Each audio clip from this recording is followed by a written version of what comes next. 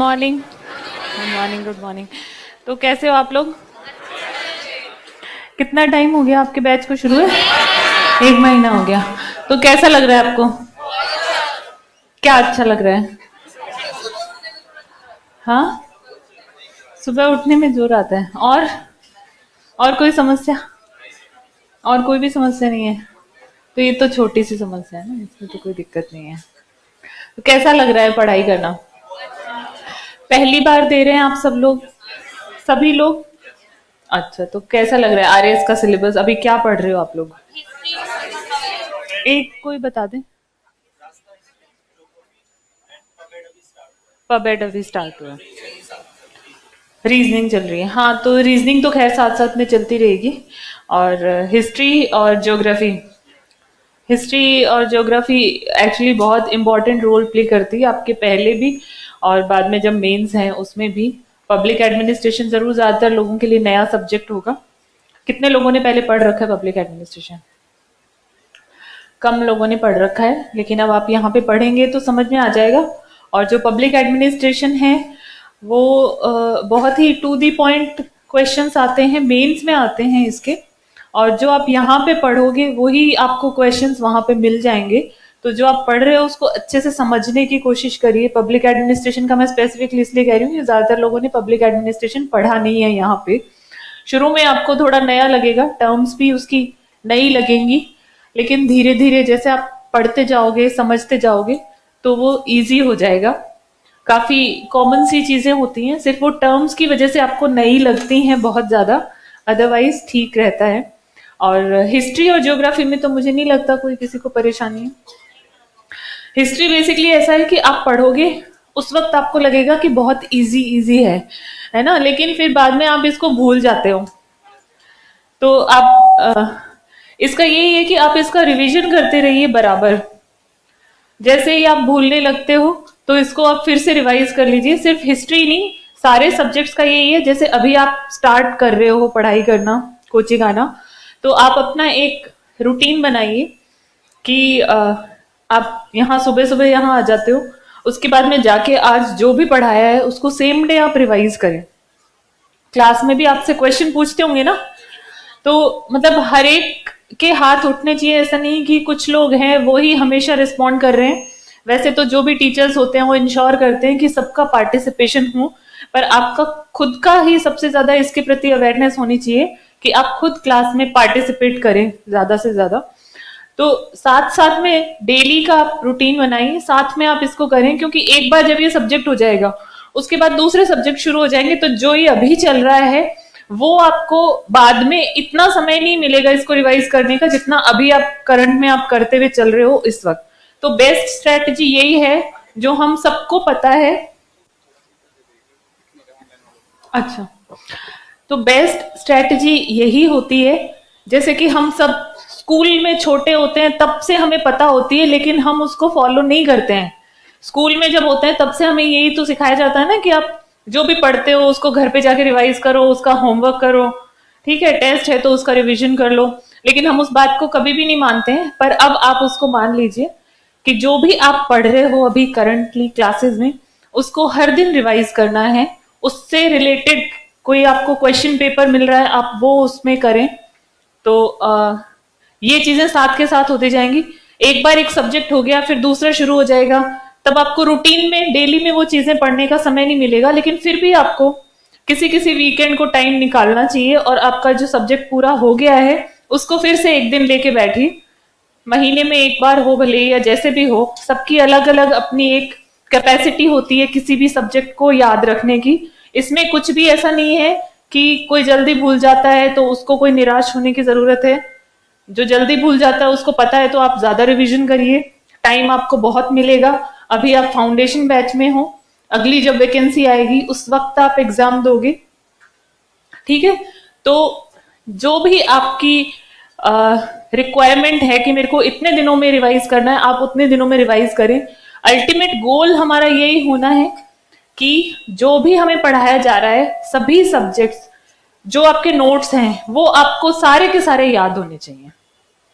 अगर आप में ये कॉन्फिडेंस है कि आपको यहाँ जो पढ़ाया है वो सारे नोट्स आपको याद हैं और यहाँ के आपने सारे टेस्ट दिए हैं, तो आप फुली प्रिपेयर्ड हो एग्जाम के लिए। ये एक पैरामीटर है आपके लिए, तो ये चीज हमेशा ध्यान में रखें। इधर उधर बहुत ज्यादा भटकने की जरूरत नहीं है।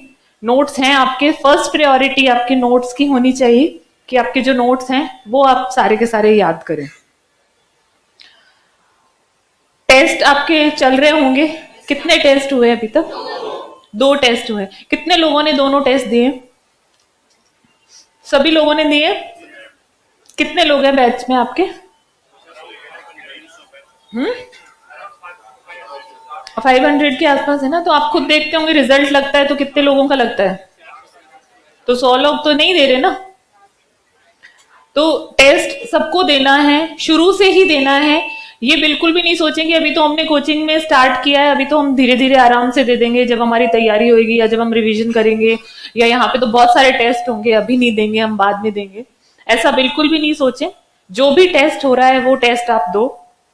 अगर आपकी नहीं तैयारी है, बहुत बार ऐसे होता है, हालांकि अभी आपके साथ ऐसा नहीं होना चाहिए कि आपकी तैयारी नहीं है, क्योंकि अभी आपका बहुत कम सिलेबस है और आपकी क्लासेस भी मेरे ख्याल से कितनी होती हैं अभी, तो ज्यादा नहीं होती ना। हाँ, और ऐसा भी नहीं है कि कोई पीछे का सिलेबस आ रहा है, अभी तो जो आपको पढ़ा रहे हैं वो ही आ रहा है। तो आपके पास ऐसा कोई एक्सक्यूज नहीं है जिसके चलते आप टेस्ट ना दें। फिर भी अगर आपको लगता है कि आपकी नहीं तैयारी है, फिर भी आप टेस्ट दें।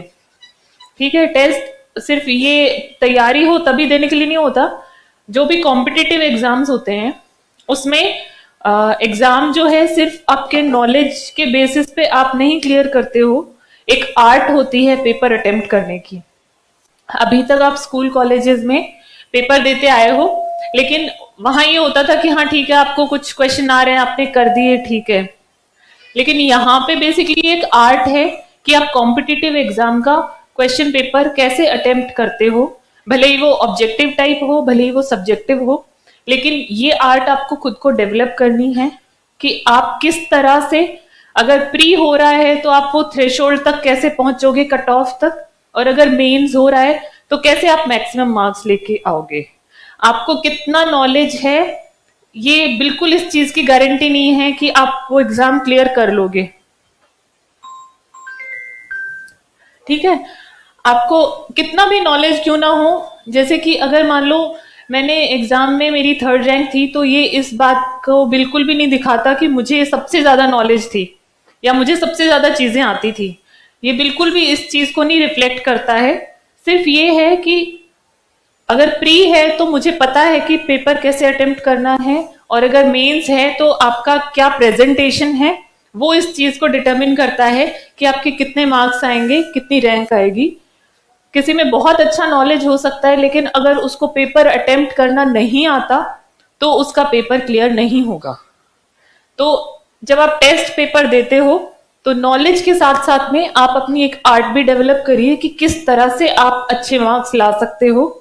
बहुत सारे लोग होते हैं, उनकी स्ट्रैटेजी होती है कि हम बहुत सारे क्वेश्चन अटेम्प्ट करें। बेसिकली जहां प्रीलिम्स होता है, जहां नेगेटिव मार्किंग भी होती है, हर कोई अपनी अपनी एक स्ट्रैटेजी बनाता है।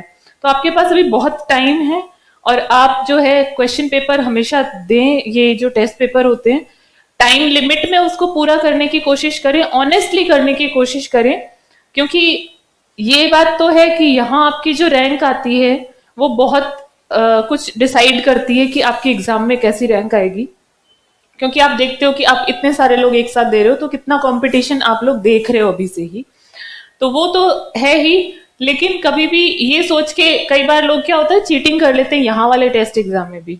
ठीक है, यहाँ पे कोई भी आपको देख नहीं रहा है, और अच्छी बात है आपकी रैंक आ रही है, तो आपका सेल्फ असेसमेंट हो रहा है कि हाँ मैंने ये पढ़ाई की थी, मैंने इस तरह से पेपर अटेम्प्ट किया था, तो मेरे इतने मार्क्स आए, और मैं इतने 500 लोगों के बीच में मेरी 20वीं रैंक है या मेरी 50वीं रैंक है या मैं टॉप 10 में आ रहा हूँ। लेकिन ये भी आपको पता होता है कि ये आपने चीटिंग से किया है या आपने टाइम लिमिट में इधर उधर करके किया है या कैसे किया है। बेसिकली आप खुद ही अपने सबसे बड़े जज हो, तो आप विद इन वो जो टाइम लिमिट है उसके अंदर अपने जो भी आपका नॉलेज है उसके साथ क्या बेस्ट स्ट्रैटेजी अपनाते हो उस पेपर को अटेम्प्ट करने के लिए कि आपकी ये वाली आप रैंक पे आए हो इन 500 लोगों में।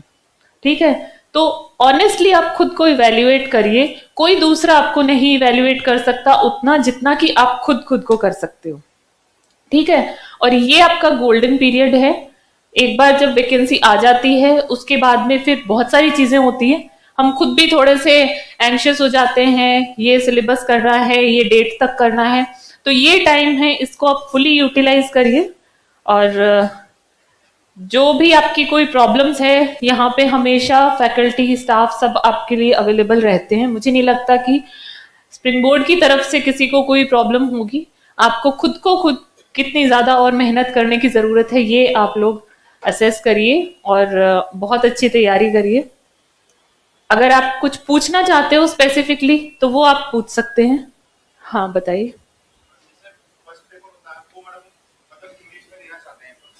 First paper. हम्म।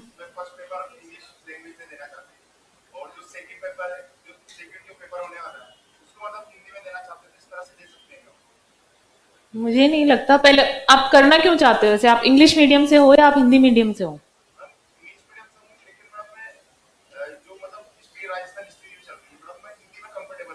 हम्म।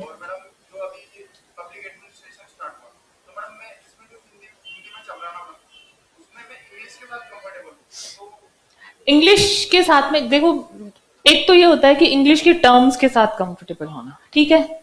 तो इंग्लिश के टर्म्स आप इंग्लिश में लिख सकते हो, ऐसी कोई समस्या नहीं है कि आप हिंदी में एग्जाम दे रहे हो तो आप उसमें इंग्लिश का कुछ भी नहीं लिखोगे, ठीक है। जो टर्म्स हैं अगर आप ज्यादा लिख रहे हो आप उसको देवनागरी में लिख दो, इंग्लिश में भी लिख दो और हिंदी में भी लिख दो, ठीक है।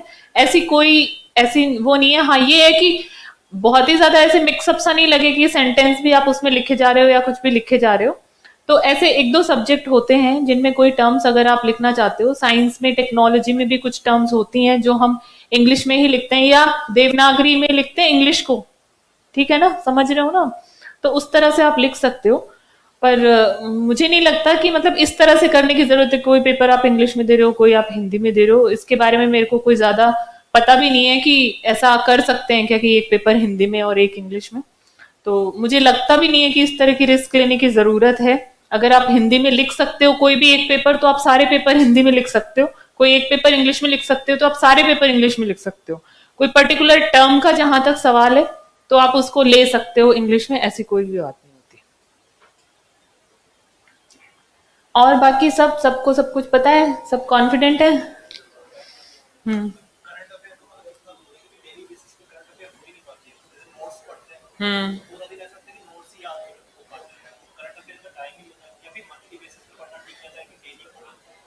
कोशिश करिए, अगर डेली में नहीं टाइम मिलता है तो आप मंथली भी कर सकते हो। इसकी तो अपने पास में मैगजीन भी अलग अलग तरह से आती हैं, वो 10-15 दिन से भी आती हैं हमारे पास, मंथली वाली भी अवेलेबल रहती हैं। डेली करना चाहते हो तो न्यूज़पेपर भी कर सकते हो आप, ठीक है। लेकिन करंट अफेयर में हमेशा एक रिस्क रहता है कि आप कितना भी कुछ भी कर लो, हो सकता है एग्जाम में उससे कुछ अलग ही चीज आए, ठीक है। तो उसमें मतलब दूसरी चीजें छोड़ के आप करंट अफेयर में नहीं जाओ, लेकिन ठीक है आप अपना टाइम मैनेजमेंट इस तरह से करो। और अभी आपको चीजें पढ़ने में ज्यादा समय लग रहा है अभी, क्योंकि आपने स्टार्ट किया है, धीरे धीरे आपका भी अच्छी मतलब एक वो होता है ना कि एक्सपीरियंस हो जाता है किस चीज को किस तरह से पढ़ना है, तो थोड़ा टाइम निकालना चाहिए। लेकिन ऐसा नहीं है कि दूसरी चीजें छोड़ के आप करंट अफेयर पे जाओ, क्योंकि करंट अफेयर कभी भी आप श्योर नहीं होते हो कि हाँ आपने सब कर लिया है करंट अफेयर का।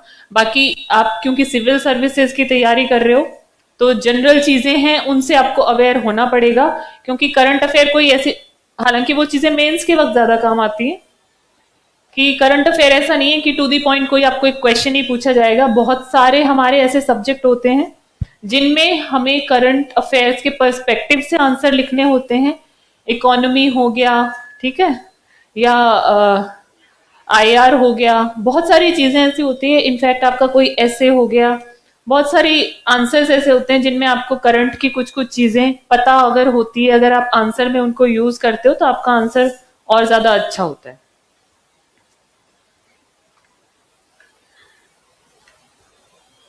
और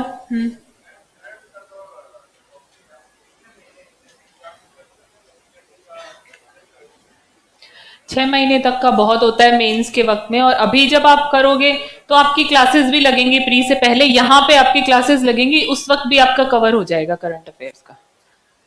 जब भी आपके प्री के एग्जाम होंगे उससे पहले यहाँ पे आपको करंट अफेयर्स करवाया जाएगा। तो अभी से बेसिकली आपको उस चीज की चिंता नहीं करते हुए, क्योंकि आप फाउंडेशन बैच में हो और आप जस्ट स्टार्ट कर रहे हो, तो जो चीजें आपको पढ़ाई जा रही हैं उनको आप बहुत अच्छे से तैयार करें। इस चीज पे आपका सबसे ज्यादा फोकस होना चाहिए और राइटिंग की प्रैक्टिस होनी चाहिए। आप जो चीजें आपको पढ़ाई जा चुकी है उन पे आप आंसर राइटिंग करो डेली। हाँ।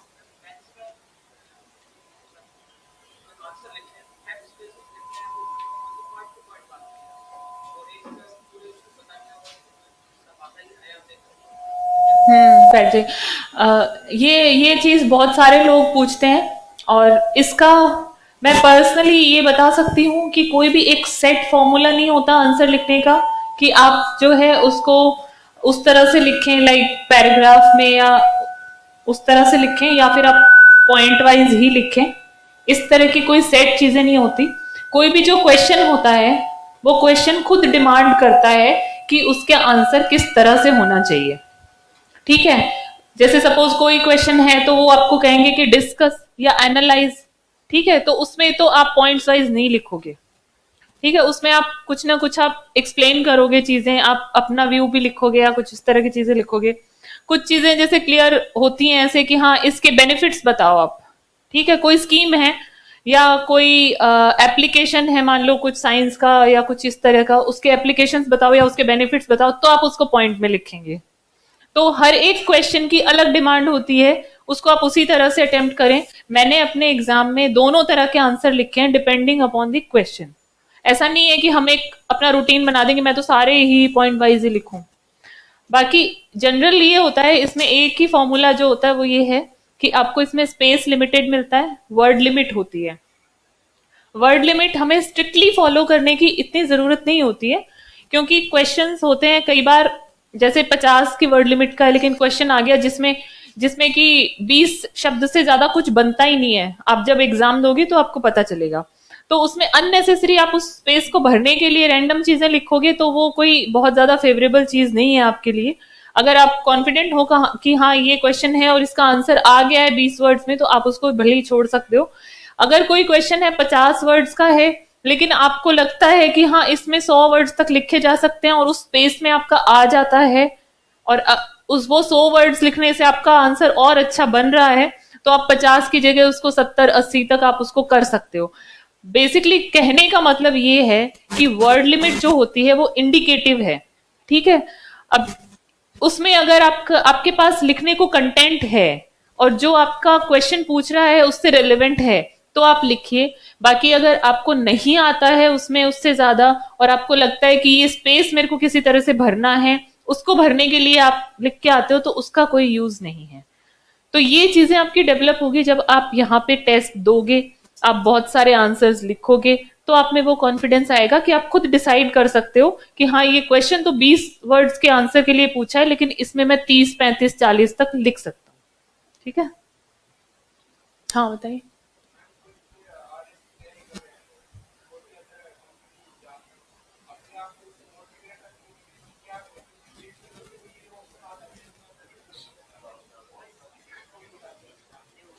ये तो सबको आती है, क्योंकि हाँ हाँ हाँ, बैठ जाइए। देखिए बहुत लंबा सा एक प्रोसेस होता है ये। 2 साल तो आप पहले ही दोगे, फिर कोई वैकेंसी आएगी, फिर कुछ कुछ और प्रॉब्लम्स भी आ सकती हैं। मोटिवेटेड रखने के तो बहुत सारे तरीके होते हैं। सबसे पहले तो आप क्यों आए हो यहाँ तैयारी करने, वो चीज हमेशा ध्यान में रखें। जितना इस वक्त आप में जोश है आप उस चीज को हमेशा याद रखें कि आप क्यों आरएएस बनना चाहते हो। ठीक है। अगर और सेल्फ मोटिवेटेड रहना सीखो। किसी भी दूसरी बाहर की चीज पे जब तक आप डिपेंड करोगे मोटिवेशन के लिए कि हाँ ये व्यक्ति मुझे मोटिवेट कर देगा या मैं इनके साथ रहूंगा तो मैं मोटिवेटेड रहूंगा, तो आप डिपेंड करने लग जाओगे, तो वो चीजें थोड़ी वैसी हो जाती है। बाकी छोटा मोटा फ्लक्चुएशन देखो आता है, इतने लंबे समय तक जो होता है तो सबके साथ होता है, लेकिन थोड़ा सा आपको बैलेंस खुद को रखना होगा। कुछ भी आप अपनी हॉबी एक आदि आप कर सकते हो, कोई योगा कर सकता है, कोई कुछ और स्पोर्ट्स वगैरह एक्टिविटी में आप खुद को एंगेज रख सकते हो। और बाकी तो आप कोशिश करो। एक तो क्या होता है जनरली जो मैंने नोटिस किया है कि अगर अब जैसे आप पढ़ रहे हो, ठीक है, आपकी ऑन ट्रैक आपकी पढ़ाई चलती रहती है, तब तक हम मोटिवेटेड रहते हैं। जनरली जो डीमोटिवेटेड होने का रीजन होता है वो ये होता है कि हमें खुद को ये फीलिंग आने लगती है कि हम ऑफ द ट्रैक जा रहे हैं और हम नहीं जो है सबके साथ में जितने सब लोग कर पा रहे हैं उतना अच्छा हम नहीं कर पा रहे हैं, तो हम थोड़ा सा डिमोटिवेट होते हैं। उस वक्त इंसान दूसरे ऑप्शंस भी देखने लगता है। तो सबसे बेस्ट तरीका तो ये है कि अपनी पढ़ाई को आप ऑन ट्रैक रखें, पढ़ाई से ज्यादा दिनों तक दूर नहीं रहें। आप भले ही अभी फाउंडेशन बैच में हो, लेकिन ऐसा नहीं होना चाहिए कि आप हफ्ते भर जाके घर पे बैठ गए हो, अभी होली पे जाओगे तो आप बहुत दिन तक नहीं आओगे, शादियों में जाओगे तो बहुत दिन तक नहीं आओगे। ऐसा नहीं होना चाहिए, क्योंकि हम बहुत इजीली डिस्ट्रैक्ट होते हैं और फिर हमें वापस ट्रैक पे आने में बहुत लंबा टाइम लग जाता है। कई लोग तो वापस आ ही नहीं पाते हैं। ठीक है, तो हर दिन कुछ ना कुछ पढ़िए, हर दिन आप ये बनाइए कि कुछ ना कुछ पढ़े। हाँ, पीछे से कोई पूछना चाह रहे हैं। First of all, I want to thank you to present here in our class. And ma'am मैं देखना हाँ, थोड़ा जोर से बोलिए, बताइए।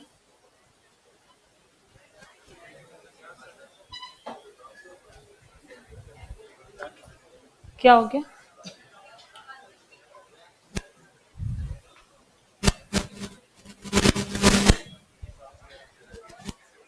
Actually I want to know that कि हम यहाँ पे रहते हैं और काफ़ी ज़्यादा देखता हूँ कि मैं काफ़ी बड़े बड़े जो अंकल और भैया टाइप में हैं, तो वो पॉलिटिक्स की बातें करते रहते हैं।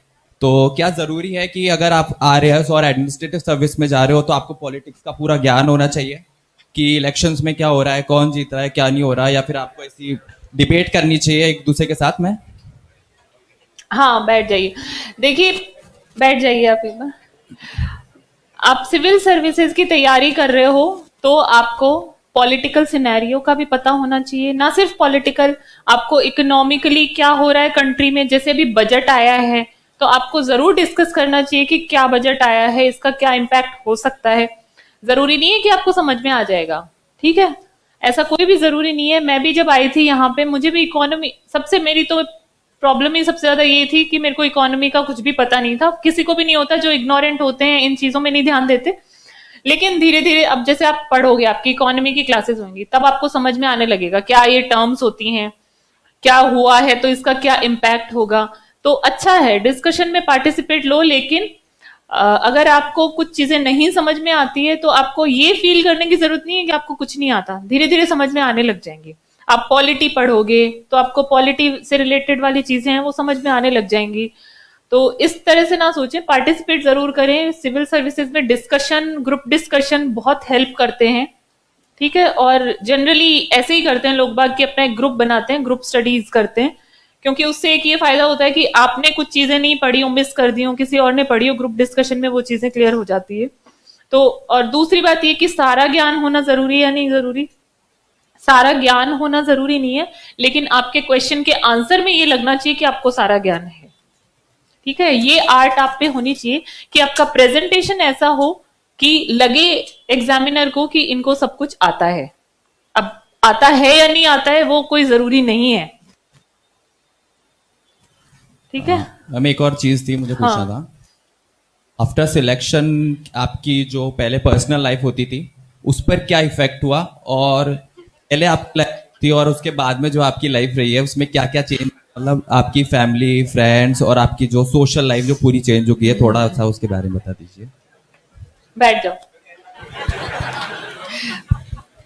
ये देखो, वैसे तो बहुत चेंज आता है। सबसे पहले तो क्या होता है कि जब तक आप रियलाइज नहीं करते हो, उससे पहले ही लोगों का पर्सपेक्टिव आपके लिए चेंज हो जाता है, ठीक है। आप नोबडी होते हो और एकदम से आप जो है लाइमलाइट में आ जाते हो, और जो भी सोसाइटी है, आपकी फैमिली है या आपके रिलेटिव्स हैं, सबके लिए आप एकदम से बहुत इंपॉर्टेंट हो जाते हो। आपको सडनली ऐसे फील होता है कि जैसे आप आज ही पैदा हुए हो, है ना। मतलब ऐसे लगेगा आपको कि अच्छा, आप इतने इंपॉर्टेंट हो तो इतने साल तक तो नहीं थे, अब अचानक से कैसे हो गए। तो ये तो होता ही है, कोई भी किसी भी इंपॉर्टेंट, क्योंकि ये एक बहुत ही ज्यादा मतलब प्रीमियर सर्विसेज में कहते हैं हम इनको, राजस्थान की सबसे ज्यादा प्रेस्टिजियस सर्विस है जिसके लिए आप तैयारी कर रहे हो। बहुत सारे लोगों का ड्रीम होता है ये बनना। आप अभी यहाँ 500 लोग बैठे हुए हो, सब लोग आरएएस बनना चाहते हो, लेकिन सब लोग आरएएस नहीं बनोगे, ठीक है। आपको अपने आप में ही कंपटीशन रखना होगा और एक दूसरे से compete करके इसमें से कुछ लोग होंगे जो RAS बनोगे, तो ऑब्वियसली वो लोग इंपॉर्टेंट हो जाते हैं सबके लिए। पर्सनल लाइफ में बेसिकली आप जितना चेंज अपना अलाउ करते हो उतना ही चेंज आता है। सोसाइटी का पर्सपेक्टिव आपके लिए चेंज हो जाता है, आप ज्यादा बिजी भी हो जाते हो, बहुत सारी चीजें बदल जाती है। पर्सनली आप कितने चेंज होते हो नहीं होते हो, ये पूरा का पूरा आप पे डिपेंड करता है। ठीक है, मैंने कोचिंग की थी, स्प्रिंग बोर्ड से ही तो की थी। हाँ, क्या डेली कैसे पढ़ती थी? मैं इतनी देर से वही तो बता रही हूँ कैसे पढ़ती थी। बैठ जाइए। हमारी भी ऐसे 6 घंटे क्लास लगती थी। मैं रात को नहीं पढ़ सकती, बिल्कुल बिल्कुल भी नहीं पढ़ सकती। मैं रात को 10 बजे के बाद जाग भी नहीं सकती। तो आप कोचिंग से आते हो, आप खाना वाना खाते हो, आप पढ़ाई करते हो, और फिर मैं तो सो जाती थी। मैं 10 बजे के बाद बिल्कुल नहीं जाग सकती। तो दिन का टाइम होता है, उस टाइम में आप, मतलब मैं या तो पढ़ाई कर लेती थी या तो मैं सो जाती थी। कभी आपका मन होता है कहीं बाहर चले जाते हो। बेसिकली सबसे ज्यादा तो आपको फोकस रहने की जरूरत होती है। ये कितने घंटे पढ़ते हैं इससे कोई भी फर्क नहीं पड़ता है। आपकी जितनी रिक्वायरमेंट है आप उतना पढ़ो। कितने घंटे पढ़ना ये सबके लिए अलग अलग हो सकता है। मुझे कोई चीज हो सकता है 6 घंटे पढ़ने की जरूरत पड़े, किसी को हो सकता है वो 4 ही घंटे पढ़ने की जरूरत पड़े, किसी को हो सकता है 8 घंटे पढ़ने की जरूरत पड़े।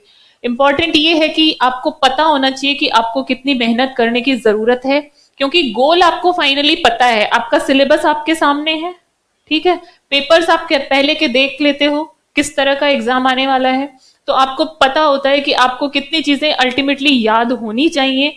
वो आपको याद करने में दिन में 6 घंटे देने पड़े, दिन में 4 घंटे देने पड़े, 5 घंटे देने पड़े, वो आपको डिसाइड करना है, पर आपको करना है। ये आपका गोल होना चाहिए। आपको प्री तो करना ही करना है। मेंस में आप अपना गोल रखिए कि हर एक पेपर में एवरेज आपको 120 नंबर लाने हैं, ठीक है, वो आपका गोल होना चाहिए। अब उसके लिए आपको कितना पढ़ना है, कैसे पढ़ना है, वो हर इंडिविजुअल का डिफरेंट होता है। बताएं। मैम मैं कुछ बेसिक सी चीज पूछना चाहता हूँ। जा रहे क्यों हैं? जा रहे क्यों हैं, कर रहे क्यों हैं? खुद के लिए कर रहे हैं, फैमिली के लिए कर रहे हैं, या फिर और किसी चीज के लिए कर रहे हैं? ऐसे अब एकदम फिलोसॉफिकल क्वेश्चंस पे आ गए हो आप लोग। अब मैं या खुद की कंट्री के लिए कर रहे हैं, सोसाइटी के लिए कर, सबके लिए कर रहे हैं कोई। आप बैठ जाइए, देखिए आपने जैसा क्वेश्चन पूछा है, अब इसका यही जवाब है कि हम जो भी करते हैं बेसिकली क्या वो हम खुद के लिए करते हैं, हम अपनी फैमिली के लिए करते हैं, हम कंट्री के लिए करते हैं। कोई अलग अलग चीजें थोड़ी ना होती है, सब एक दूसरे से लिंक्ड है, एसोसिएटेड है। तो हम जो भी करते हैं वो इन ऑल सभी के लिए करते हैं। किसने पूछा है ये? बुक लिस्ट मैंने किताबें नहीं पढ़ी, मैंने स्प्रिंग बोर्ड के नोट्स ही पढ़े थे। और हाँ, अच्छा अच्छा, ठीक है। कई लोग पूछते हैं बुक्स बताएं, बुक्स बताएं। मैंने कोई बुक्स नहीं पढ़ी, मैंने सिर्फ स्प्रिंग बोर्ड के नोट्स पढ़े थे। और मैं आपको भी ये सजेस्ट करना चाहूंगी कि स्प्रिंग बोर्ड के नोट्स हैं वो सफिशिएंट है। फिर भी अगर आपकी इच्छा हो कि आप बुक्स पढ़ें तो बुक्स की लिस्ट आपको कहीं भी मिल जाएगी। स्प्रिंग बोर्ड के यहाँ रिसेप्शन पे भी मिल जाएगी, लेकिन उससे पहले आप ये इंश्योर कर लें कि यहाँ के जो नोट्स मिले हुए हैं वो आपको 100% याद हैं, उसके बाद में आप बुक्स पढ़ें। ठीक है, तो जो भी बुक्स के लिए पूछने जाए सबसे पहले वो अपने आप को चेक करे कि उसको नोट्स सारे याद हैं। जिसको नोट्स सारे याद है वो फिर बुक्स के लिए पूछे। हिंदी और इंग्लिश बुक, अच्छा ऑनलाइन स्टूडेंट्स पूछते हैं हिंदी या इंग्लिश बुक कौन सी पढ़ें। तो मेरे को लगता नहीं, इंग्लिश में तो आरएस की बहुत ज्यादा कोई चीजें अवेलेबल है, स्पेशली हिस्ट्री, और वो एक स्प्रिंग बोर्ड से ही राजवीर सर की किताब है हिस्ट्री, और उसको लेकर के, कल्चर को लेकर के। तो जो अगर नोट्स पढ़ रहे हैं तो मैक्सिमम चीजें आपको वही मिलेंगी, क्योंकि सर ने लिखे हैं और सर के ही नोट्स हैं उसके अंदर, तो वो आपको उसमें मिल जाएंगी। बाकी जो आपका मीडियम है, अगर आप बुक्स पढ़ना ही चाहते हो तो जैसा मैंने कहा कि पहले आप नोट्स पूरे याद कर लें। 100% नोट्स आपको याद हो तो आप बुक्स लेने जाएं। जो इंग्लिश मीडियम के हैं वो इंग्लिश की बुक्स ले लें, जैसे पॉलिटी वगैरह की और सब चीजों की अवेलेबल होती हैं इंग्लिश में।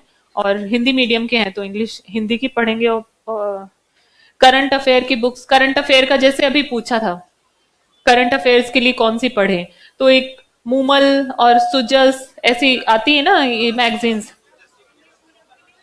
वो आप पढ़ सकते हो। और न्यूज़पेपर आप पढ़ सकते हो। और उसके अलावा स्प्रिंग बोर्ड में जब आप प्रीलिम्स का एग्जाम देने जाओगे, मेंस का एग्जाम देने जाओगे, उससे पहले आपको यहाँ भी करंट अफेयर्स कवर करवाए जाएंगे, उसमें मोस्टली सभी चीजें हो जाती हैं।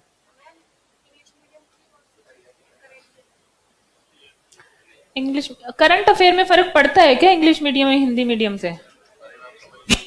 भाई हिंदी अपन पढ़ तो सकते हैं ना, अपन ऐसा तो है नहीं कि पढ़ सकते। करंट अफेयर में क्या होता है कि ये ऐसे कोई गांव का नाम बताइए जिसमें ये बेटी का जन्म होने पर 111 पेड़ लगाए जाते हैं, पिपलांतरी गांव, तो उसमें मुझे नहीं लगता कि मतलब हमें एक तो देखिए, एक ही जो हिंदी और इंग्लिश वाला है ना, ये बहुत ज्यादा हवा हमने खुद ने ही बना रखा है, इतना कोई बड़ा मैटर ये है नहीं। मतलब हम सबको हिंदी पढ़नी आती है, किसे नहीं आती हिंदी पढ़नी बताएं मुझे, हाथ खड़ा करें किसको हिंदी नहीं पढ़ी जाती। इंग्लिश नहीं आती तो क्यों पढ़ रहे हो इंग्लिश की किताबें? ऐसा तो कुछ भी नहीं है जो हिंदी में नहीं अवेलेबल है। और अगर आप लैंग्वेज के पेपर की बात कर रहे हो तो उसके लिए तो आपको इंग्लिश पढ़नी पड़ेगी, ठीक है। बाकी इंग्लिश हिंदी जैसा कुछ भी चीज नहीं है, ये सब आपके दिमाग में है। आप खुद डिसाइड करिए कि आप कौन सी लैंग्वेज में खुद को बेस्ट एक्सप्रेस कर पाते हो, आप उस लैंग्वेज में लिखिए। और अगर आप हिंदी लिखते लिखते 2-4 वर्ड इंग्लिश के लिख दोगे तो उससे कुछ भी फर्क नहीं पड़ेगा, एज लॉन्ग एज आप एक क्वालिटी आंसर लिख रहे हो, ठीक है। आपके आंसर में कंटेंट होना चाहिए और आपका आंसर अच्छा होना चाहिए, इतना ही मैटर करता है। 1-2 वर्ड्स आप इंग्लिश के लिख दोगे, कुछ फर्क नहीं पड़ता। तो करंट अफेयर में कोई, मुझे नहीं लगता कि मीडियम वाली कोई प्रॉब्लम होती है। तो ये चीजें पता है, ये ऐसी चीजें हैं जो आप पूछ रहे हो, जो कि ये बताती है कि आप फोकस्ड पढ़ाई नहीं कर रहे हो, ठीक है। अगर आपकी फोकस्ड अप्रोच है तो ये कोई मतलब इश्यूज ही नहीं है, ये नॉन इश्यूज को आप इश्यूज बना रहे हो। How art student should prepare. Science के सब्जेक्ट के लिए अगर आप पूछ रहे हो तो हाँ ये है कि कई बार साइंस के पेपर टफ आ जाते हैं, लेकिन वो सबके लिए होते हैं। तो एक तो आप ये चीज हमेशा समझ के चलिए कि कॉम्पिटिटिव एग्जाम की सबसे अच्छी बात ये होती है कि कोई अगर पेपर टफ आया है तो वो सबके लिए टफ है, कोई पेपर इजी आया है तो वो सबके लिए इजी है। यहाँ पे ये मैटर नहीं करता कि आपने 80% स्कोर किया है या आपने 30% स्कोर किया है, मैटर ये करता है कि सब में से आप कहाँ स्टैंड करते हो, ठीक है। बहुत ज्यादा टफ आया है तो कट ऑफ ही 30% जाएगी, तो आप मतलब आपके लिए क्या बुरा है? आपको तो बेसिकली कट ऑफ से ऊपर पहुंचना है, आपको तो बेसिकली जो सब कर रहे हैं उससे ज्यादा करना है ना। अब वो भले 30% हो, भले 40% हो, भले 80% हो, तो वो सबके लिए इजी है, वो सबके लिए टफ है। आर्ट स्टूडेंट है उनके लिए साइंस मैथ्स पढ़ना उतना ही टफ है जितना कि साइंस वालों के लिए आर्ट्स वाले पढ़ना जरूर वो टफ है। तो ये चीज दिमाग में रख लो कि आपको करना है जरूर। अब आप कैसे करते हो ये आपको खुद को अपने लिए एक प्लान करना होगा। और बाकी यहाँ पे आपको जब करवाया जाएगा बहुत ही इजी वे में, बहुत ही आराम से करवाया जाएगा, उसकी आप टेंशन मत करें। तो जो चल रहा है अभी बेसिकली, जैसे अगर आप साइंस के बारे में चिंता कर रहे हैं तो अभी आपने पढ़ी थोड़ी है साइंस, नहीं पढ़ी ना। जब साइंस का यहाँ होगा तो आपको समझ में आएगा कि इतना भी मुश्किल नहीं है।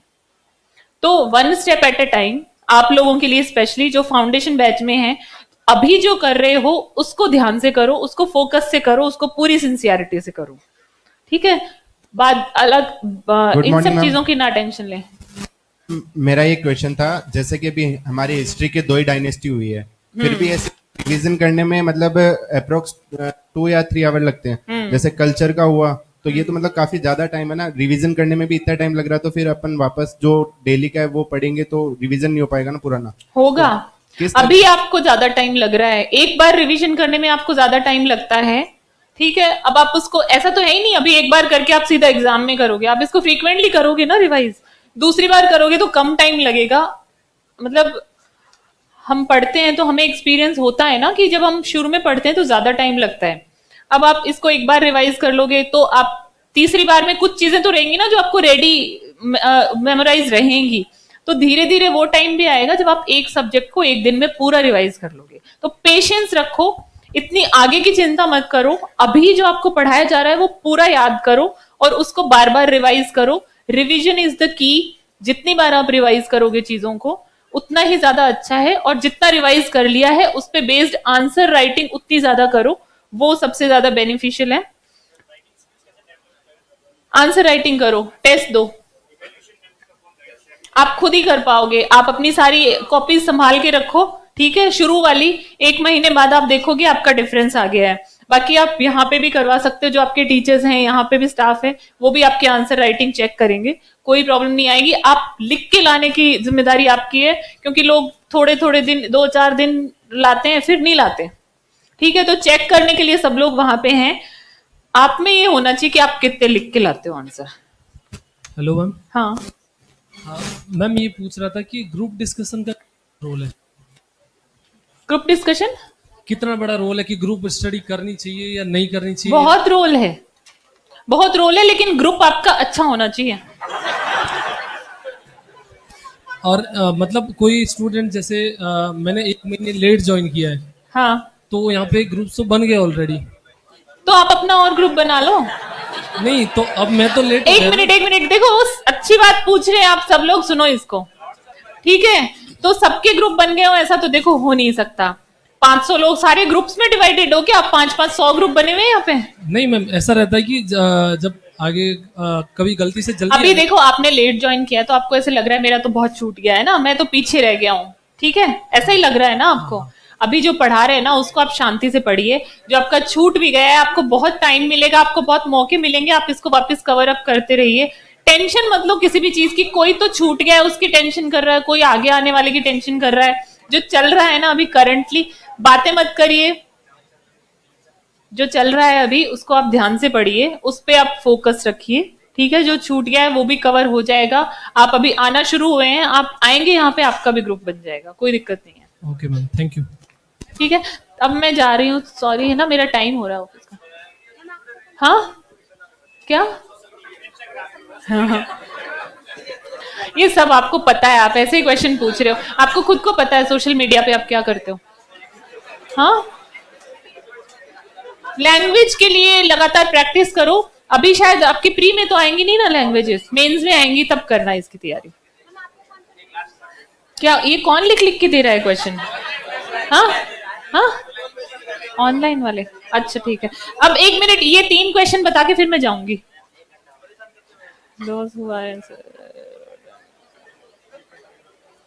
अब ये एक पूछ रहे हैं, जो अच्छी बात है कि सिविल सर्विसेज में जो होते हैं उनका एक ब्रॉड और पॉजिटिव आउटलुक होता है चीजों के प्रति, वो कैसे डेवलप करें। ठीक है, तो जो अभी ये बात पूछ रहे थे कि ग्रुप डिस्कशन है या न्यूज़पेपर में न्यूज पढ़ना है, तो बेसिकली आप कई तरह के ग्रुप डिस्कशन इसलिए जरूरी है कि आपका अपना एक व्यू हो सकता है। ठीक है, आप मैक्सिमम उसको एक आधे और एंगल से आप उसको एनालाइज कर सकते हो। ग्रुप में 5-7 लोग आप होते हो, आप तरह तरह के उसके व्यू पॉइंट सुनते हो, और हर व्यू पॉइंट में कुछ पॉजिटिव चीजें होती है, कुछ नेगेटिव होती हैं। तो एक तो उस मतलब एडमेंट रहना छोड़ दीजिए।